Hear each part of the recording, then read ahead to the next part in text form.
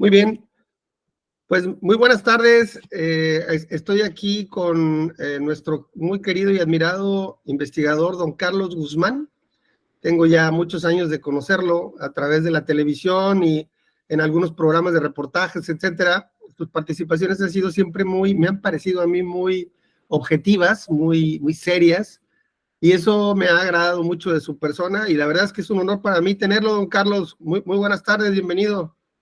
Basilio, ¿qué tal? Buenas tardes, muchas gracias por tu invitación y pues, encantado, por fin ya eh, logramos este contacto. Claro que sí, y bueno, aquí agradecerle públicamente a don Alfonso Salazar, con quien tuve la conversación la vez anterior, quien me hizo favor de proporcionarme su contacto, y pues agradecerles tanto a él como a usted su disposición.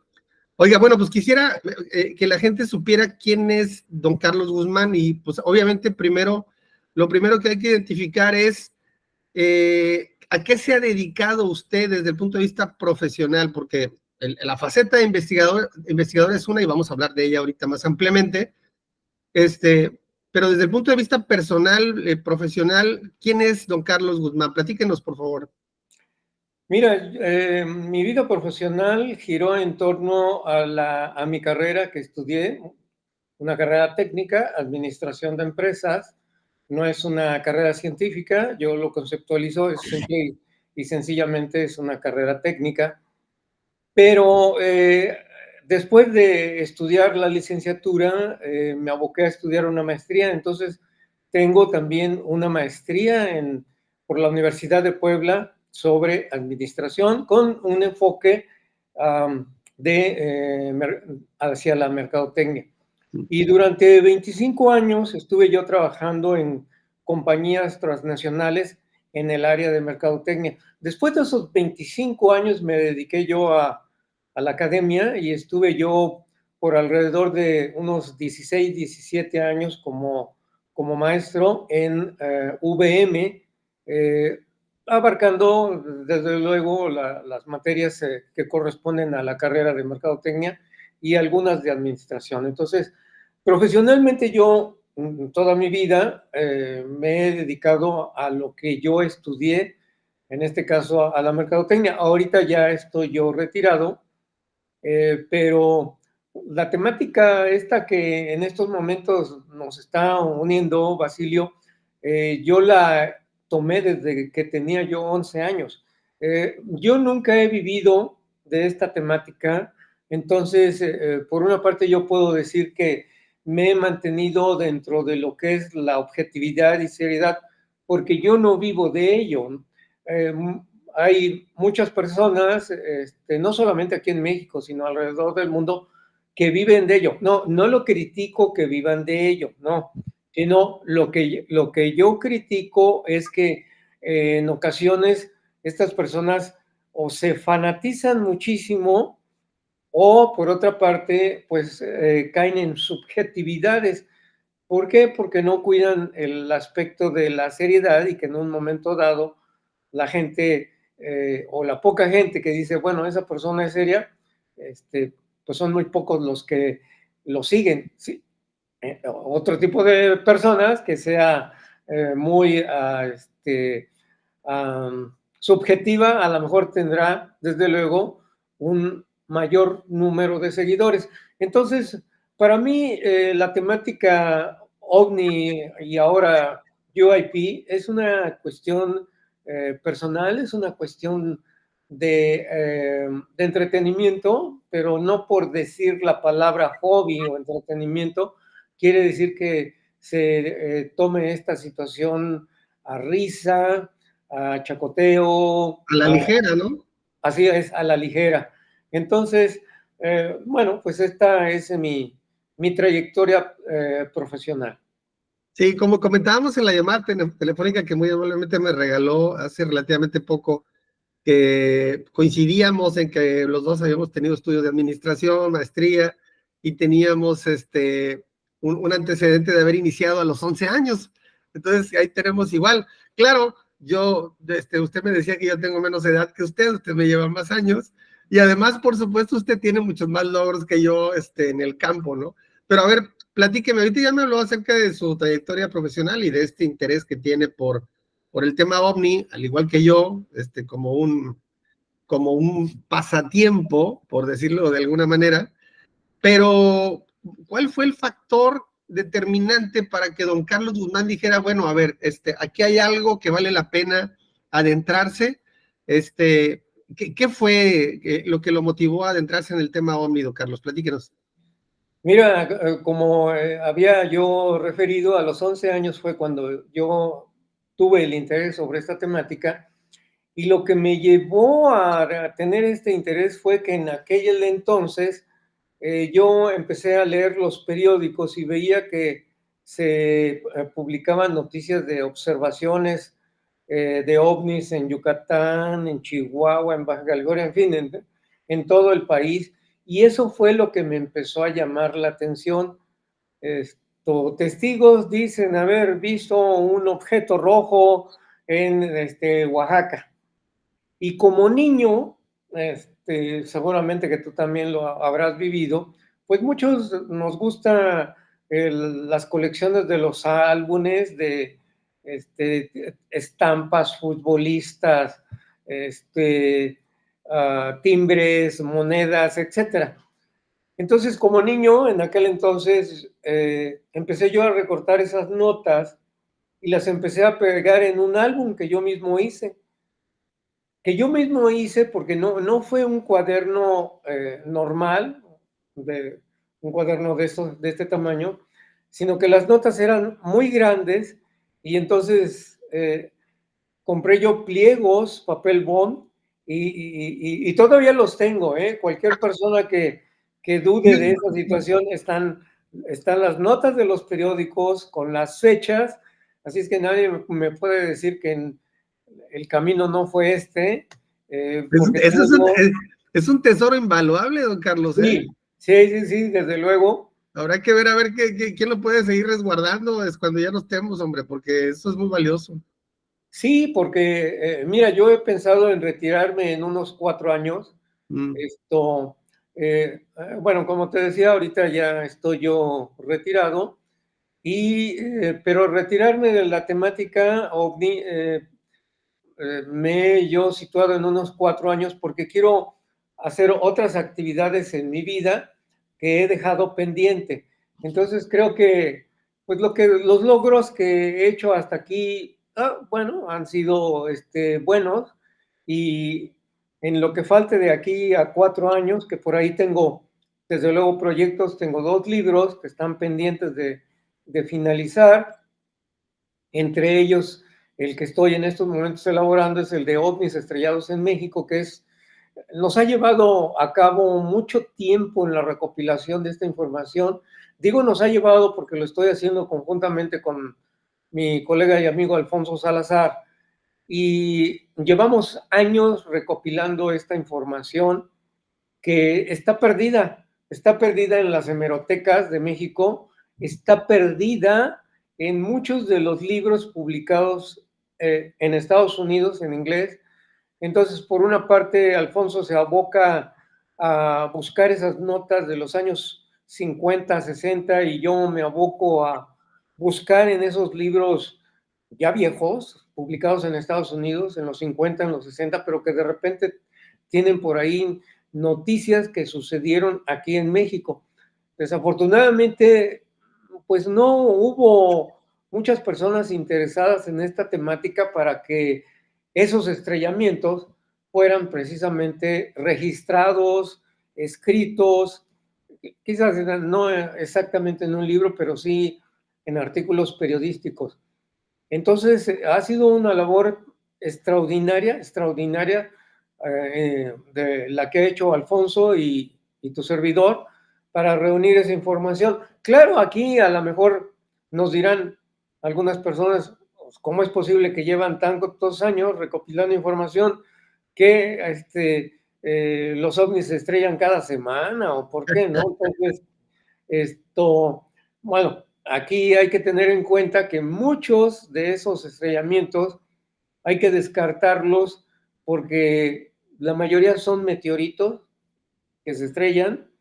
O basura espacial, ¿no? A veces. Exacto, hay que descartarlos también porque solamente tenemos una fuente de información. Entonces, vamos a dejar en este trabajo aquellos testimonios, notas, que por lo menos tengamos dos fuentes distintas de observación. Es decir, a lo mejor lo tuvimos en el Excelsior, pero también lo tuvimos en el Novedades. Entonces, son dos fuentes distintas que corroboran un mismo hecho.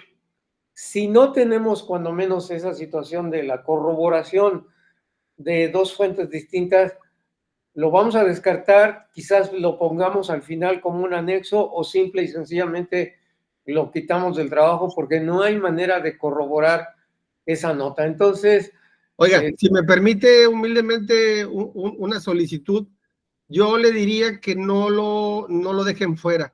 O sea, que hagan la nota de que no hay otra fuente que valide la información, que solamente hay una, pero también la fuente importa. O sea, si de pronto es una fuente que ha tenido cierto nivel de credibilidad, pues hagan la anotación, pero no lo dejen fuera. O sea, porque al final de cuentas, el día de mañana, ¿quién va a hacer la investigación que ustedes han hecho hasta ahora? Ustedes ya la van a dejar ahí plasmada, ¿verdad? sí, sí, buena idea. Por eso te decía que a lo mejor la vamos a dejar al final como anexo, pero todo depende del volumen que Sí. al final la obra tenga, porque pues déjame decirte que ahorita ya terminé yo los 40 y los 50, estoy apenas terminando los 50 y hojas a máquina, a renglón seguido, llevo 50 páginas. Entonces, imagínate, traslada. Todas las décadas que faltan, Dios mío. Sí, exactamente. Y vamos a llegar hasta los 2020, 2021, que por ahí hay notas al respecto. Entonces, no sé si el trabajo se va o lo tengo yo que reducir, o a lo mejor, como le dije a Alfonso, ¿sabes qué? A lo mejor vamos a tener que sacar volumen 1 y volumen 2. Es probable, es probable. Oiga, don Carlos, y bueno, ahorita platicaremos un poquito más de lo que ha sido su trayectoria, que hasta donde se ha sido muy, muy satisfactoria desde el punto de vista de logros, pero nada más platíqueme, ¿usted ha tenido alguna experiencia o alguien cercano a usted ha tenido alguna experiencia? Mira, muy buena ¿No la pregunta, podría porque describir? en la mayoría de las veces que yo me presento, alguna plática, alguna casa de cultura, algún club de leones, alguna sociedad médica, me hacen esa pregunta. Esto, y no, nunca he tenido yo ninguna experiencia, nunca he visto nada, pero mira, déjame decirte que qué bueno, porque yo no puedo decir que yo estoy convencido de la realidad del fenómeno porque yo vi, no, yo no he visto, yo estoy convencido por son docenas de casos que a lo largo de 55 años o más, yo he escuchado, he grabado entonces, vamos, la gente ha visto algo, ¿qué es? No lo sé, pero son testimonios que se repiten, que son repetitivos en el sentido de que son muy parecidos unos a otros, y de esta manera yo puedo concluir que el fenómeno es real, bueno, y aparte también por las distintas lecturas que yo he tenido, que creo que ahí tengo una cierta ventaja con muchos otros interesados, porque pues tú sabes que en México la gente no es muy afecta a leer. Las estadísticas que seguramente tú conoces es que la gente lee 1 o 2 libros al año y es mucho, ¿eh? Y es mucho. Entonces, creo que pues eso me ha dado cierta ventaja, cierto conocimiento adicional a aquellas personas que dentro de su interés no han llevado a cabo esta situación de la lectura. Sí, Así sí, que, mire, yo que estoy en la academia ya desde hace 20, ¿qué? 23 años trabajando en universidad. Sí es un grave problema la falta de lectura, o sea, el mal hábito de la lectura que deforma el lenguaje, que limita la expresión de las ideas y que no favorece la discusión de ideas, sino que lo lleva a uno más bien a conflicto. Entonces, eso no abona. El hábito de la lectura siempre ha sido algo muy útil en cualquier sociedad, y el hecho de que en México estamos padeciendo ese problema realmente yo diría que es uno de los factores que nos tiene como estamos ahora. O sea, en la descomposición que traemos ahorita, ¿no? Del lenguaje, la cultura, la sociedad, etcétera, etcétera. Oiga, don Carlos, bueno, fíjese que a diferencia de usted, yo tengo una experiencia casi de primera mano, porque mi mamá, una tía mía y mi abuela materna vieron un objeto muy claramente artificial, no humano, en la década de los 60, estamos hablando ya de la segunda mitad de los 60, probablemente como resabios de esta oleada del 65, probablemente, acá en nuestro país. Y yo en lo personal he visto 5 cosas, pero no tan claras como la de mi madre, pero mi sentido crítico me impide considerarlas ovnis, porque prefiero dejarlas en stand-by como inexplicables, porque realmente, aunque su comportamiento era medio extraño y anómalo, no fue tan claro como para poder decir que era un ovni. Entonces ahí lo tengo yo como guardado para algún día, ver si hay alguna validación o algo por el estilo, ¿no? Oiga, don Carlos, y ahora sí vamos a abordar el tema de la trayectoria que usted ha desarrollado ya como en el campo de la investigación OVNI, porque usted nos platicaba ahorita que usted desde pequeño empezó a hacer estos álbums en donde los recortes los iba pegando, etcétera, un tesoro muy valioso, y que seguramente fueron los primeros pasos para el archivo documental que hoy día comparte con don Alfonso. Platíquenos qué es lo que más a usted ha abordado desde el punto de vista de la investigación OVNI, sus libros, porque tengo entendido que tienen más libros. Platíquenos, por favor, de todo esto que ustedes han logrado, usted particularmente, como investigador OVNI. Platíquenos. Gracias. Pues mira, me voy a referir a la etapa de escritor, precisamente. Y mi primer libro que tengo yo aquí, ya están agotados estos libros, los que yo te voy a presentar. Pero en lo particular, este libro, Testimonios OVNI, yo hago una recopilación de los personajes de los primeros estudiosos en la temática OVNI que hubo aquí en México. Y digo hubo porque prácticamente ya todos se han ido, Basilio. Te voy a mencionar, seguramente que a lo mejor no conoces todos, pero pues esto es uno de los, dentro de los 20 personas que vivieron en México en los años 50 y 60. Desde luego, el padre de la ufología mexicana, don Pedro Farrís Santa Cruz, Santiago García, el profesor Santiago García, que fue un especialista en la zona del silencio, porque él vivió allá en Torreón. Ramiro Garza, el fundador del grupo CIFEAC, del cual ahora yo continúo, ahorita voy a hablar del grupo CIFEAC. Ramiro Garza fue una persona muy importante dentro de la radiodifusión en México.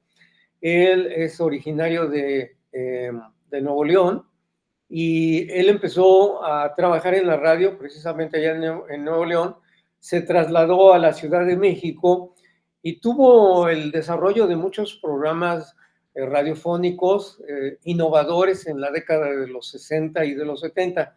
Entonces, él fue fundador del grupo CIFEAC, uno de los 2 fundadores. Salió también ahí en un par de programas de cuando Nino Canún los instituyó por 1991. Luis Andrés Jaspersen, que todavía vive en San Luis Potosí. Gerardo Levet, un ingeniero que creo que ya no está con nosotros, se adelantó a su tiempo. Después, a lo mejor en alguna otra ocasión podríamos hablar de cada uno de ellos porque sería muy extenso. Natalie, una periodista del Universal que tenía una columna semanal acerca de esta temática, aunque ese era su seudónimo. Gustavo Nellin, un ingeniero que vivió en la ciudad de Cuernavaca y que él recibió en aquel entonces, en el 65, a Allen Hynek, porque a Allen Hynek le atrajo tanto el enorme número de notas que se sucedían en ese año, en ese verano, que fue a Cuernavaca, porque en Cuernavaca se fue la luz cuando un objeto se apareció. Entonces, sabía mucho el ingeniero Nelly. Luis Ramírez Reyes, que este sí seguramente que tú lo habrás escuchado, un periodista que publicó varios libros sobre ovnis, ya no está con nosotros desafortunadamente. Jorge Reicher, el otro de los fundadores de CIFEA, ya no está con nosotros desafortunadamente. Cita Rodríguez, que sí, por ahí todavía está con nosotros, pero ya está marginada de esta temática. Fernando Telles, quizás Fernando Telles, de todos estos que menciono aquí en mi libro, sea el más joven de todos. Yo soy unos cuantos años mayor que él. Él vive en Guadalajara y él ha tenido programas de radio, de televisión. Entonces, es una persona que no hay que olvidar, de tal modo que este libro se publicó en 1996 y bueno, por aquí faltó otro de los grandes que es Carlos Ortiz de la Huerta. En aquel entonces, cuando yo escribí este libro en principios de los 90, no lo localicé. Y ahora déjame ir a un libro que hicimos Alfonso Salazar y un servidor, y resulta que es el resultado de este trabajo, ovnis, encuentros con aviones. Este libro surgió por algo curioso. Cuando yo conocí a Alfonso por ahí de los, la década de los 90, mediados de la década de los 90, empezamos pues a platicar de la temática y resulta que yo tenía una gran cantidad de notas de encuentros de ovnis con aviones en los años 50, 60 y 70. Y él tenía otro tanto de notas de los años 80 y 90.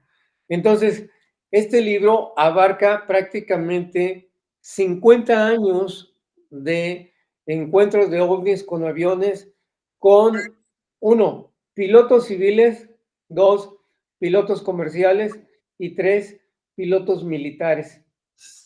Entonces, para mí, pues esta es una obra única, porque nadie la llevó a cabo aquí en México y la hicimos nosotros. Ya también hay unos cuantos ejemplares, están agotados ya este libro. Y ahora quiero pasar a este otro libro, que se titula Síndrome del Contactado. Y aquí, en este libro del Síndrome del Contactado, hablamos precisamente de las características que esos contactados presentan en un momento determinado y que, pues, ellos mismos se dicen contactados. También con Alfonso elaboramos este libro, que son ovnis vistos en México. ¿Qué característica tiene este libro? No solamente es un libro de relatos de personas que han sido testigos. Lo característico de este libro es que tiene el dibujo de el ovni que los testigos dicen que vieron. Entonces, son historias con el dibujo correspondiente, historias cortas que nosotros fuimos detectando y que está, mira, esa por ejemplo, pues es la famosa historia de Carlos de los Santos Montiel. Entonces, este libro todavía lo pueden adquirir, es de Editorial Trilce, y déjame, pues, ahora sí que un poquito presumir, porque este libro nos los prologó el maestro Pedro Ferriz Santa Cruz. Ah, qué bárbaro. Al igual que tenemos el honor de que nos haya prologado también este libro, el maestro don Pedro Ferriz Santa Cruz. Y déjame platicarte una anécdota. Viene. Porque Alfonso y a mí nos invitaba muy regularmente a su programa de radio que tenía todos los domingos. Y cuando a fines de los 90, principios del año 2000, le presentamos el trabajo y le dijimos, licenciado, ¿nos podría hacer el honor de prologar el libro? Y se nos quedó mirando y nos dice, muchachos, yo no prologo libros. Pues bajamos la mirada, Alfonso y yo, y nos quedamos así como que, híjole, bueno, pues ni modo, ya nos está diciendo. Y casi al dar la media vuelta, porque eso ya se lo pedimos al final de uno de sus programas, nos dicen, a ver muchachos, déjenme la copia, déjenme verlo. Pues mira que no, nos hizo el honor, porque a nadie, hasta lo que yo tengo conocimiento, inclusive, él no realizaba prólogos de ningún otro libro, ¿eh? No, y mira... Era un hombre muy culto en Sí, sí, diferentes sí. ámbitos y ramas del conocimiento, o sea. Sí, y había tenido mucho contacto con varios presidentes de México, entonces, pues él se movía en No, círculos. y su prestigio trascendía, su prestigio y credibilidad trascendía fronteras, o sea, de otros países le reconocían muchísimo. Él también fue un adelantado a su época, porque él empezó con su programa ya por los 40s, y es precisamente, se supone, la época en lo que después de la primera prueba nuclear hay un incremento en avistamientos. Pues estamos hablando de un hombre que estaba al tanto de lo que estaba pasando en el mundo, en el momento en el que estaba pasando, cuando los medios de comunicación no favorecían el estar informado, o sea, era muy complicado. Sí, sí, así es, un hombre muy informado que empezó los primeros programas de ovnis en la década de los 50, mediados de los 50, y siguió así, ¿no? Así es que la gente joven que tiene 20 años, que nació por ahí del año 2000, que tiene 30 años, piensa que pues solamente hay una persona ahí que conoce de la temática, ¿no? Entonces, eh, pero lo que pasa es que no conoció a un personaje que no podemos hacerlo a un lado porque es el pionero de la investigación OVNI en Claro, México. claro. Y mira, déjame nada más leerte 4 líneas del prólogo que nos hizo el maestro Ferriz. Dice, de ahí lo valioso de este libro, los ovnis en la aviación mexicana, presentando a la opinión pública y a la historia como una extraordinaria aportación de México, un honor, como lo que dijo aquí nuestro maestro, por mis amigos Carlos Guzmán Rojas y Alfonso Salazar Mendoza. Entonces, y termina, ahora lector, lo invito a leer este libro. Hace muchos años que el mundo entero no aparecía un estudio tan profundo y tan veraz de dicho fenómeno. Enero del 2001. Qué Entonces, maravilloso. para mí, libro, junto con han sido unos logros enormes porque han sido prologados por alguien que fue el pionero de la investigación OVNI aquí en México.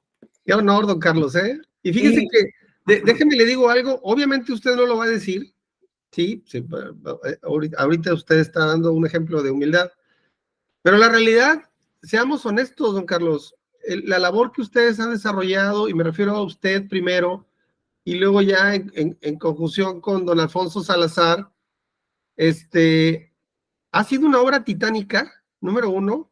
Número dos, se ha hecho con la mayor pretensión de hacer algo verdaderamente serio, ¿sí? Formal. Y es un tesoro invaluable de información la que ustedes han recopilado. Entonces, yo, evidentemente, mi reconocimiento para don Pedro Ferriz Santa Cruz, porque pues yo también lo admiro y desde hace muchos años y hasta todavía, ya cuando estaba cerca de su fin, escuchaba algunos de sus programas de radio, que era un deleite, los diálogos que tenía con los invitados, etcétera. Pero la labor que ustedes han desarrollado también ha sido muy valiosa. Entonces, mi reconocimiento también para usted y don Alfonso, ¿eh? Gracias, pues parte de ello, ¿no? Y mira, déjame finalizar con este otro libro. Este es un libro que se introdujo al mercado norteamericano, esto, UFOs o UFOs over México. Ajá. Y déjame decirte que Alfonso y un servidor somos los primeros mexicanos que introducimos un libro en inglés al mercado de Estados Unidos. Wow. Nadie ha introducido un libro en inglés al mercado de los Estados Unidos. Y además, aquí tuvimos también el honor de que nos fuera prologado por un gran investigador de los Estados Unidos. Y me estoy refiriendo al doctor Richard Haynes, que él fue el jefe científico de la NARCAP, pero él participó en el proyecto Apolo de llevar el hombre a la luna. Entonces, creo que este es otro de los grandes logros que hemos tenido porque, pues vamos, nadie había abocado a introducir un libro en inglés a los Estados Unidos. Oiga, pero independientemente de ese logro, que es histórico, evidentemente es algo inédito, yo nomás quisiera saber quién es el valiente en Estados Unidos que va a cuestionar algo de lo que esté ahí. Digo, porque ustedes han hecho la labor acá en México, ¿verdad? O sea, evidentemente, ¿no? Pero sí, digo, la verdad es que es una pequeña recopilación de algunos de los logros más importantes que ha tenido usted. Yo le escuchaba hace rato cuando usted se refería que luego da pláticas, etcétera, que ahí también yo lo comparto porque a mí aquí me ha tocado dar pláticas en algunos foros aquí en la zona.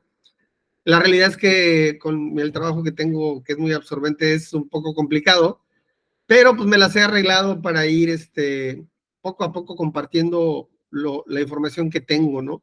Oiga, y por ejemplo, de los archivos documentales que ustedes han integrado, que ya tienen muchos años, hablábamos de diferentes categorías, inclusive lo platiqué con don Alfonso Salazar ahí desde todo lo que tiene que ver con la aviación, lo que tiene que ver con los estrellamientos de objetos, lo que tiene que ver con OVNIs, o sea, objetos vinculados a cuerpos de agua, y que aquí en Tampico tenemos nuestro propio repertorio, ¿verdad? Y también lo relacionado con oleadas, ¿sí? Por ahí me decía don Alfonso, y platicábamos recientemente, en los 1950, luego en 1965, inclusive me daban los meses, etcétera, que por ahí tengo pendiente mi visita con el director del periódico El Sol de Tampico, de acá, que precisamente nace en 1950, y que en su hemeroteca tiene una cantidad impresionante de material, pero pues hay que identificar las fechas para llegar, hay que echarse un clavado ahí, ¿verdad? Un poco complicado, pero afortunadamente don Benito Morante, quien es el director del Sol Tampico, ha mostrado mucha disposición y mucha apertura para decir, oye, pues dame las fechas y yo me encargo de ver aquí con mi gente cómo podemos identificar esos materiales, ¿no? Le platicaba yo que estando en su oficina él me mostró una portada de 1967, si mal no recuerdo, y otra de 1951, imagínense. O sea, hablando de ovnis, aquí en el Sol de Tampico, en esta zona sur de Tamaulipas. Entonces,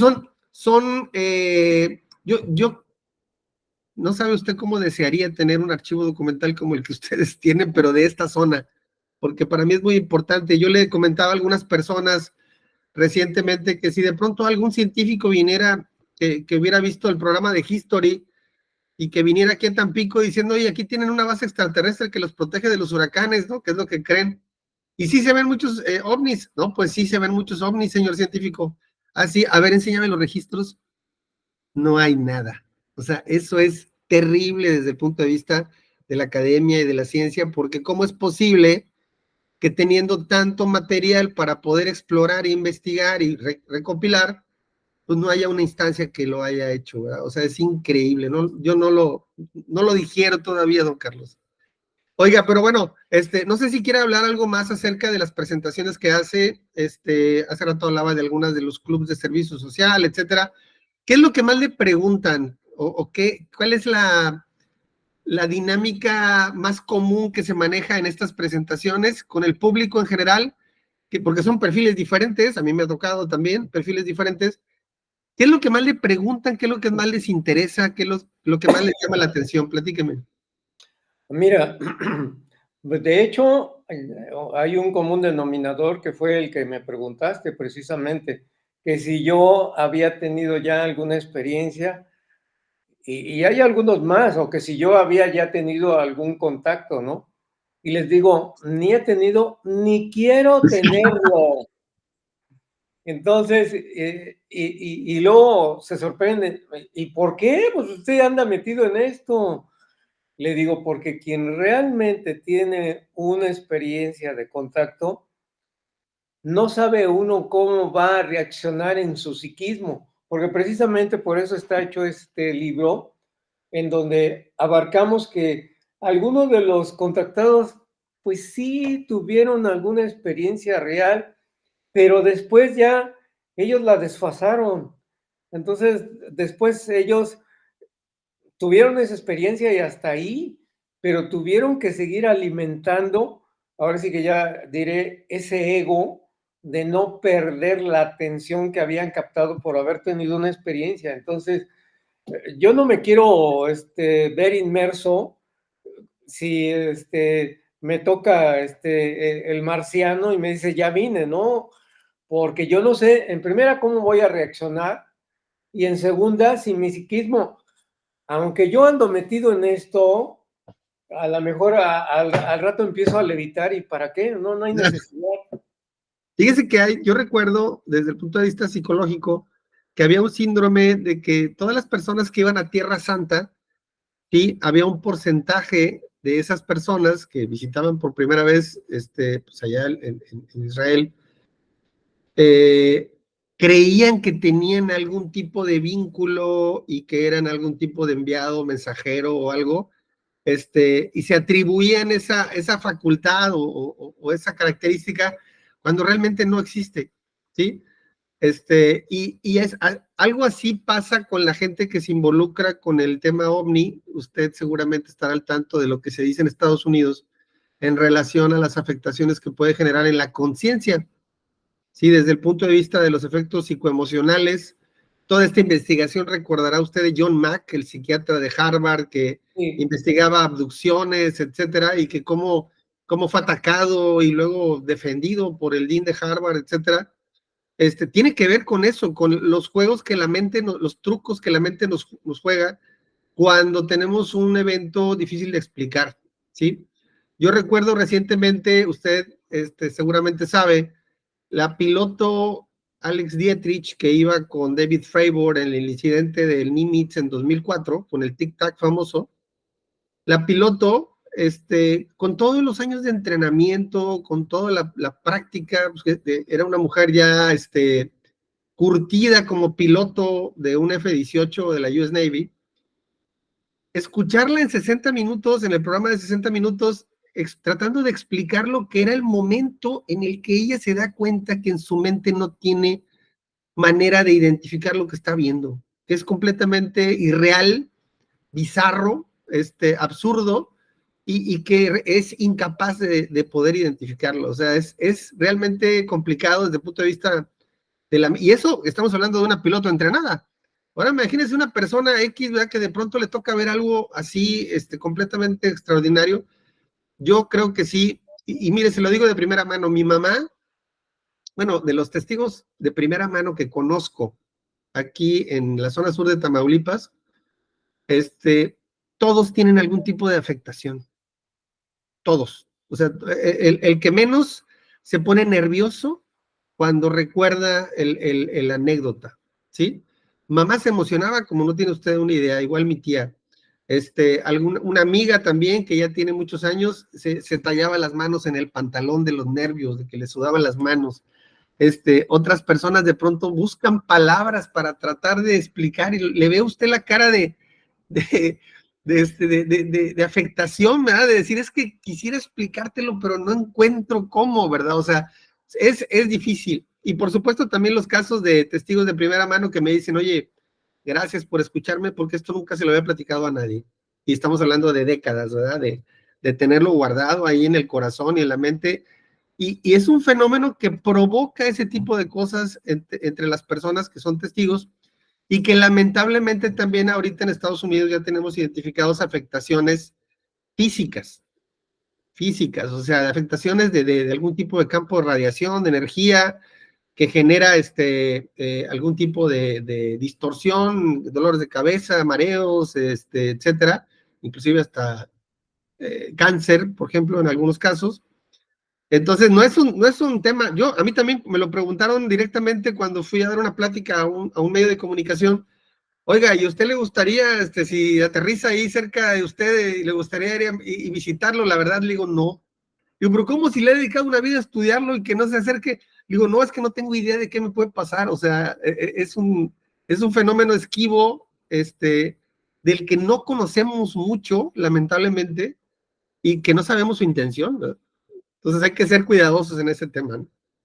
Así es, entonces en ese punto coincidimos, Basilio. Oiga, don Carlos, y por ejemplo, de las historias que usted recuerde, seguramente usted tiene algunas favoritas, algunas que dice, es que esto fue algo completamente extraordinario. ¿Tendría bien compartirnos una o dos, las que ustedes considere conveniente, así como parte de su repertorio? Sí, desde luego, mira, y voy a tomar la historia aquí de este libro, que es donde se relata el caso de Carlos Antonio de los Santos Montiel. Entonces, pues es un caso excepcional. Yo personalmente conozco al capitán, he hablado varias veces con él, y aquí está su conversación que yo grabé y está la totalidad desde que inició hasta que finalizó. Entonces, esa es una de las 3 experiencias más interesantes, dramáticas, con pruebas, porque hubo pues la injerencia de estos objetos que imantaron su avioneta y que no perdió el control de ella, que en el aeropuerto detectaron a los 3 ovnis que se le acercaron a la avioneta y que un avión, un Learjet que iba más arriba, observó esta situación. Entonces, ese es un super caso, que, pues vamos, no podemos dudar de la autenticidad del fenómeno. Otro de los casos, y que también se encuentra aquí en este libro, es el de Pacheco Pérez. Ah, ¿cómo no? Creo que esos 2 casos son los clásicos de la aviación mexicana, porque le sucedieron a jóvenes con diferencia de un año. El caso de, de Carlos Antonio fue en el 76 y el de 75, Pacheco Pérez en 76. el 77. Entonces, un año y después, inmediatamente al siguiente año, el otro. Que por cierto, platicando con don Enrique Colbeck, que también hablamos de esos dos casos, platicábamos y coincidían en cierta zona geográfica del país, ¿sí? Entre México y la costa del Pacífico, el de Carlos de los Santos más cercano a la capital, y el de Pacheco también, de alguna manera, aparentemente empezó todo cercano a la capital, aunque terminó allá frente a las costas de Acapulco, y y ambos con abundante evidencia que lo hacía indiscutible, o sea, no había manera de explicarle el tipo de evidencia que generaba ahí en el consumo de combustible, en el tiempo de vuelo, en la experiencia, en las grabaciones de los contactos, los testigos que validaron el tema, etcétera. Son casos completamente excepcionales. Así es que bueno, esos 2 casos están ahí contenidos en ese libro. Y déjame comentarte un tercero que no está en ninguno de los libros que te he mostrado, pero sí está en mi canal. Ahí en mi canal tengo yo pues varios casos muy, muy reveladores, como por ejemplo el del aterrizaje de un ovni en Ciudad Pemex, que ocurrió en la década de los 70, y yo me fui a Ciudad Pemex, aunque después de muchos años, pero gracias a un primo que tengo por allá viviendo y una amistad muy cercana, logré encontrar a 12 testigos de ese acontecimiento extraordinario de Ciudad Pemex, en donde Maravilloso. el ovni bajó, se vieron las huellas, los supuestos seres anduvieron por la ciudad de Ciudad Pemex, que es una ciudad que se fundó en fines de los 50 y que se fundó para trabajadores de petróleos mexicanos, porque en la parte del sur, pues habían descubierto ahí pozos petroleros y por eso fundaron Ciudad Pemex. Entonces, las personas que estén interesadas en este caso, que tiene muchas comprobaciones de haber sucedido ese aterrizaje, pueden encontrar la historia en mi canal en YouTube, el aterrizaje de un ovni en Ciudad Pemex. Sí, gracias.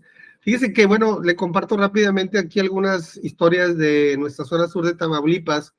La década, bueno, el incidente de mamá fue a finales de los 60s, le platicaba, pero los 70s fueron muy prolíficos desde el punto de vista de diferentes publicaciones en los diarios de la época. Recuerdo, por ejemplo, una foto que luego le voy a compartir por ahí en el chat que tenemos de WhatsApp, una foto de uno de los periódicos que se tomó en plena Semana Santa en la playa de Miramar, donde se ven dos círculos. También tenemos otra en donde se ve un antes y un después de una flotilla de lo que aparentemente son discos de formación de B, luminosos, a la altura del faro, que en la desembocadura del río Pánuco, aquí en la zona sur de Tamaulipas. En esa década de los 70s tengo testimonios, aparte del periódico, tengo dos testimonios más de dos personas que en la época no se conocían, ¿sí? Que vieron una formación en la noche, en una trayectoria similar, ¿sí? De oeste a este, ¿sí? A una velocidad media relativamente rápida, en completo silencio, ¿sí? Y cuya iluminación era una iluminación que no propiamente emanaba del fuselaje como tal, sino rodeaba al objeto, ¿sí?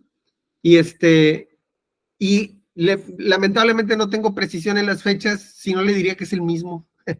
O sea, es impresionante. Y recientemente también tuve la oportunidad de entrevistar a un pescador que en la época de los 70s también, que él era parte de la tripulación de un camaronero. Salieron en la madrugada a mar abierto, aproximadamente a unos 20, 25 kilómetros de la costa.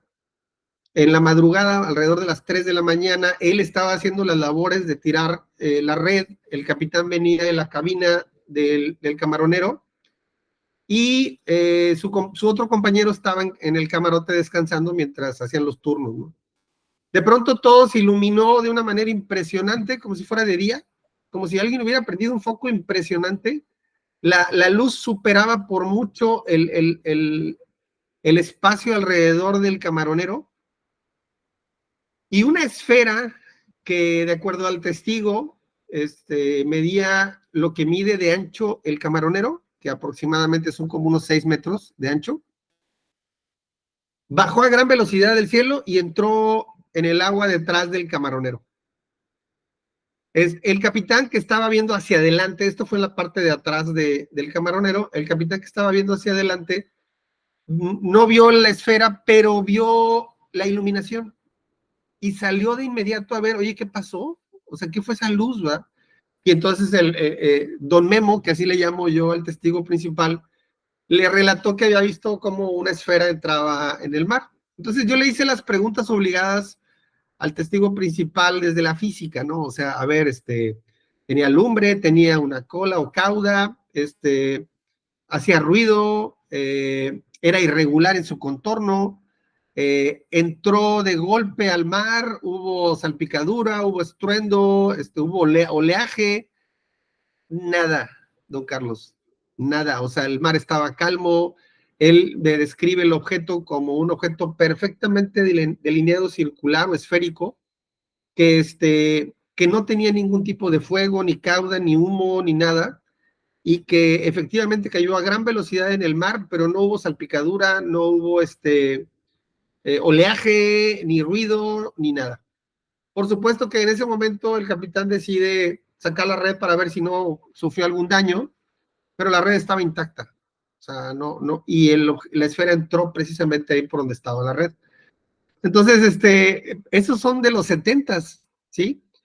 Más recientemente aquí en la zona sur de Tamaulipas, lo que más se ve son esferitas, ¿sí? Algunas veces acompañadas, otras veces solas, algunas veces de noche, otras veces de día. Algunas están iluminadas, otras son metálicas completamente, están fijas en el cielo, luego hacen evoluciones extrañas, etcétera. Y lo que le comenté en algún momento, tengo 3 testimonios diferentes de personas que dicen que han visto cómo del mar, aquí en la playa de Miramar, frente a la playa, en el mar, sale un haz de luz compacto del mar hacia el cielo, es similar a un rayo láser, ¿sí? 2 testimonios fueron de un color rojo y el otro de un color verdoso, que en algunos de los casos llega al cielo y tiene una réplica de regreso. O sea, de las nubes al mar. Y en el caso, uno de ellos fue testigo desde la torre de control del aeropuerto de Tampico, Aeropuerto Internacional Tampico, y de la torre de control del aeropuerto a la playa de Miramar hay 6 kilómetros. Entonces, ver un rayo de luz compacto, más o menos de cierta cantidad de anchura, a esa distancia, tendría que haber sido un rayo muy potente, ¿sí? O sea, una fuente de luz con una gran cantidad de energía, y que realmente no tenemos ni la más remota idea de qué puede haber causado algo así desde debajo del agua. Entonces son historias que tenemos por acá, don Carlos, que la verdad es que el día que usted guste que ande por acá, me gustaría atenderlo con la hospitalidad de esta zona, y poder platicar mucho más ampliamente de este tema. Yo le agradezco mucho su tiempo, don Carlos, y le abro la invitación para que yo espero pronto tener este proyecto de investigación para estar recabando las historias aquí en esta zona, y pues estar haciendo los análisis y los foros y la divulgación correspondiente desde la ciencia y desde la academia y en serio, y pues para ir identificando qué son mitos y qué son verdades, ¿sí? Desde los datos duros. Y yo esperaría que en el futuro podamos tener la oportunidad de seguir platicando, intercambiando información. Por aquí espero lo que usted me dijo que tenía de Tampico o de Tamaulipas para analizarlo. Y nada más que lo tenga, pues también lo vamos a incorporar a la base de datos para poder ir enriqueciéndole, ¿no? No sé si quiere agregar algo, don Carlos. Únicamente, Basilio, darte las gracias de haberme invitado a esta conversación.